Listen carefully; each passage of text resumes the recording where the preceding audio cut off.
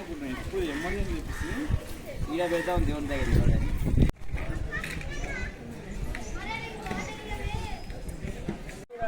వీళ్ళు ఇప్పుడు అన్న ఉండడు మన ఏమైంది వచ్చి కొడుకు కొట్టింది. కొడుకు కొట్టి ఆయనకు రూపాయి ఇవ్వకుండా 2000 పెన్షన్ తప్ప ఏం లేవు. ఇబ్బంది బాగా. 10వ వార్డులో కాలనీలో ఇద్దరు ఏజీ వాళ్ళు, కాకపోతే కొడుకులు ఉన్నారు. కాకపోతే కొడుకులు యాక్చువల్గా ఏం పట్టించుకుంటలేరు. కాకపోతే వీళ్ళకి ప్రతి నెల రైసు, జొన్నలు, మెడిసిన్ ఖర్చు ఇప్పటి నుంచి 10 నెలలకి వెళ్ళి మొత్తం నేను ఇస్తానని చెప్పి ఈరోజు కూడా ఈరోజు పోయిన నెల కూడా ఇచ్చాము, ఈ నెల కూడా ఇచ్చాము. ప్రతి నెల నేను ఇలా అందజేస్తాను.